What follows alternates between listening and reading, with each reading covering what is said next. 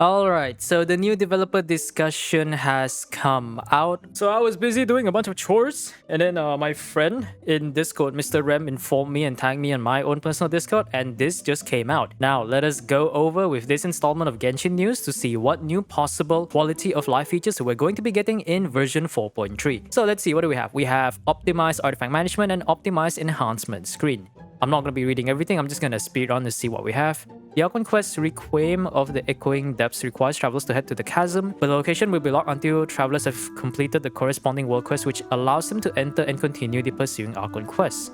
So now they basically remove the requirement and there's a teleport waypoint to unlock. Well, I guess it's nice for people who want to do whatever the Chasm Archon Quest is, which to be honest, I don't remember because it's been quite a while since I've been to Liyue. So yeah, now let's go through the most important part. So we have one-click expeditions finally. So for the uninformed, Honkai Star Rail has this feature like similar expedition with Genshin, where you could actually claim and redispatch them with the exact same setting with the exact same character. And Genshin, we have played through 3 years of Genshin before this feature became available, and now it seems like, look at that, that is so great. Now you can just claim all and dispatch it again, so I don't have to manually press the escape button every time I want to send all my characters for that extra mora, because I'm always broke because I built every character in the game. So this is going to be great for anyone who actually cares about the expedition, specifically for me. So what else do we have? We have ingredient processing and forging screen. You'll be able to claim processed ingredients and forge items completed with a single click. Okay, that's nice. When performing mystic offerings at crafting benches,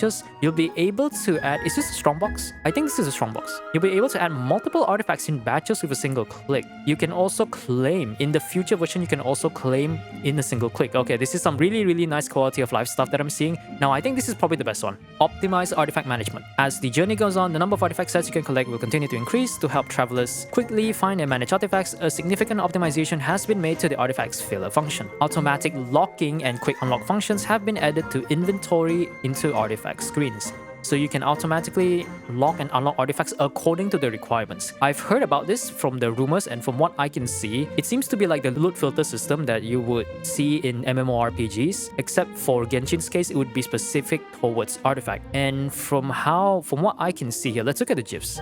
So it seems like you can decide what you want to lock and what you want to unlock to filter from there. So this seems to be a post-resin claim thing. I don't know if this does seem like oh yeah, I guess the locking system is not after you claim, but it's only after you claim. So it's not during the claim process where you claim and it's like it auto locks whatever that's good. You just basically do your resin, apply the system, and see what is new that's locked and see what is new that's unlocked. Which, to be honest, I think it's pretty nice depending on what you need for your account, so that's really good. Additionally, as reference to help travelers when choosing artifacts, recommended artifact set information based on recently active players will now be shown on character's artifact screen. I assume what they're trying to say with this is that it probably takes information from other travelers or other players to see what other people are locking or what kind of stats they're looking for, probably as a reference, which is really good for all of the newer players who are not very familiar with artifact farming and endgame grinding and stuff, so that'd be great. Optimized enhancement screen. Oh, this one I'm really good. I'm really hyped for this. In the current version of the game, when travelers level up characters or enhance weapons and artifacts, a pop-up screen will appear showing how the corresponding values change before and after enhancement. In version 4.3, enhancement information will be integrated into the original screen instead. This will make the enhancement experience smoother for travelers by getting rid of the frequent pop-ups. Apart from the integrating enhancement information, there will be some small targeted optimization on the screen. So let's see how it looks like right now. So it seems like, yeah, this is the real auto add function. Basically, now when you click auto add, it actually optimizes to the exact amount based on whatever resources you have between each levels. And I also heard that they're going to make a very smooth transmission for the ascension thing, so you don't have to get more pop-ups. My cat's meowing again. God damn it, Chloe. The speed of leveling has been increased. You can now use auto add to add sufficient character EXP. That's great. That's great. So artifact, I think this one is the best part. Artifact enhancement screen. You can now consume up to 15 items. I've been asking this for ages. Thank you, Hoyo. You have finally heard us and decided to actually implement the change into the damn game. Number 2, added the enhance to next tier function. Once activated, there are open slots to add enhancement materials, but this action will already cause the artifact to reach level 4, 8, 12, and 16, and no more additional enhancement materials can be added.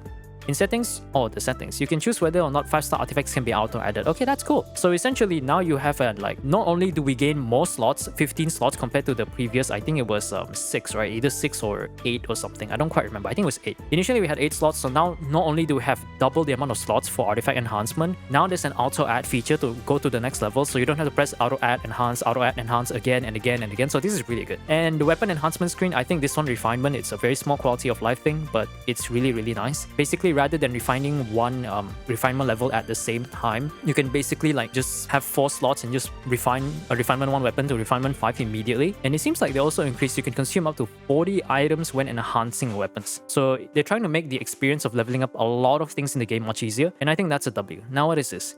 Oh, this one, I've heard of this one.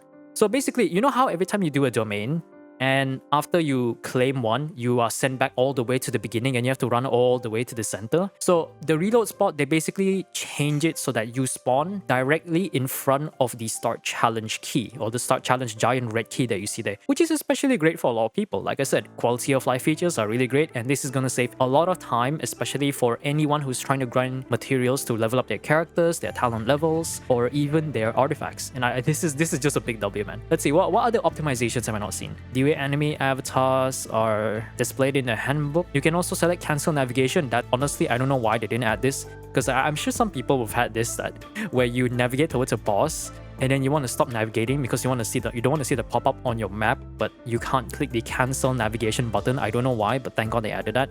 It does seem that they actually increased the number of columns, so it's now much easier, rather than you don't have to scroll all the way down for the boss you want or the enemy you want. You can just see it like this, which is really good. And this one, I think this one seems to be I'm reading this, and correct me if I'm wrong, it seems like basically if you're crafting, cooking, forging, or creating furnishing, if you didn't select any character by default, they'll automatically select the character that can provide a bonus, which is actually really good. One thing I like to do, because if you guys do the battle pass, like, you guys know there's like one weekly challenge where you have to craft like 10 furnishings. So it's so annoying that I have to like go in, craft the same furnishing, craft certain furnishings, and it doesn't auto select my Euthymia or my Kave when it comes to crafting certain furnishings to get the refund for materials. Thank God they actually do that. And what else? On the map, you can check the respawn time by clicking on their avatars. Yeah, that's very great. And that's all for now. Wow. Overall, this is a really big W. 4.3, I think, is looking up to be more of a filler patch. Like, the live stream is going to be like 2 days from the time of this recording, but I'm already quite excited to see what else they can add.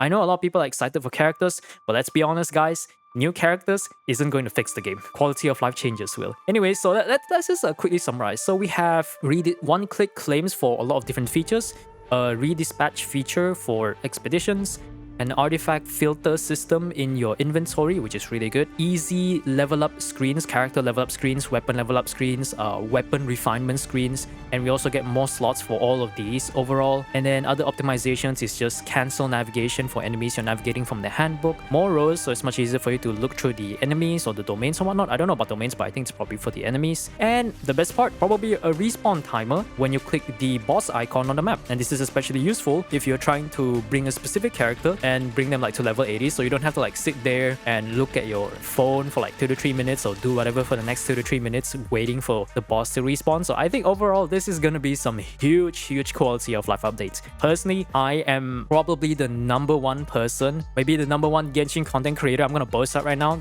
To be a proponent for all these quality of life changes, because I believe that as a gacha game, not everyone has a lot of time in the day to really play the game, and if we can get more quality of life changes to minimize the amount of time we can spend on simple things like crafting resin, clearing resin runs, doing daily commissions, or just simple things like leveling up and farming materials, I think this will be good for all the player base overall. Anyways, if you found this video helpful, especially for those who doesn't know that this is going to be existing, give it a like and subscribe if you want to see more of this content. This will be another rare installment of Genshin news, so hopefully in the future we'll have more information of this in the live stream. Let me know what you guys think about all these quality of life changes down in the comments section below. Until then, this is Ethereal, and I'll see you guys next time.